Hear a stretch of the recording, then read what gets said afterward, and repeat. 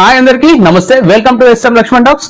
ఈ రోజు నేను చెప్పబోయే ఆలయం అయితే కర్మన్ఘట్ ధ్యానాంజనేయ స్వామి ఆలయం. అయితే ఈ ఆలయం ఎలా ఏర్పడింది, ఈ ఆలయం యొక్క విశిష్ట ఏంటిది అనే దాని గురించి నేను ఈ వీడియోలో చెప్పబోతున్నాను.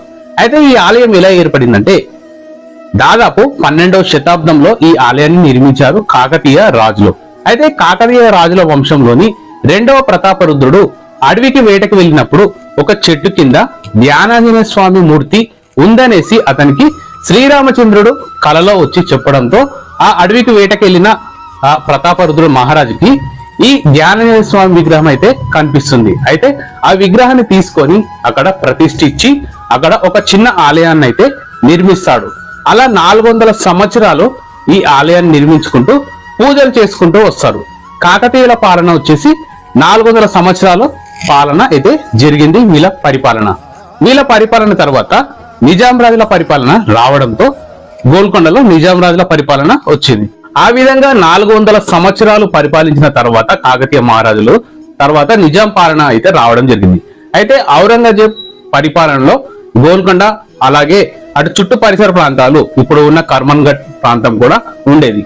అయితే అక్కడ ఉన్న కొన్ని హిందూ ఆలయాలను ధ్వంసం చేసి రమ్మని సైనికులను పంపడంతో అయితే సైనికులు వెళ్లడంతో అక్కడ కర్మన్ఘట్ దగ్గరికి చేరుకున్నాక ఆ ఆలయానికి అంతకుముందు ఆ పేరు లేకుండే.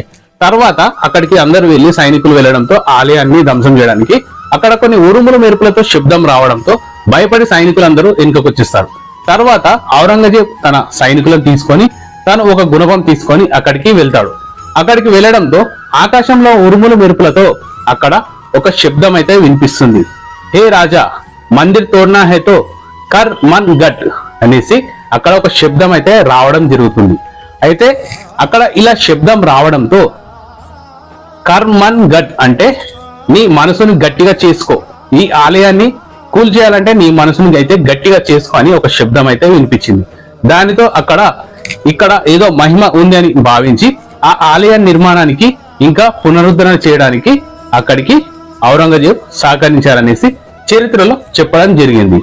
అయితే ఈ ధ్యానాంజనేయ స్వామి ఆలయం పేరు కర్మన్ గట్ అని నుంచి ఈ ఆలయానికి ఆ విధంగా పేరు రావడం జరిగింది.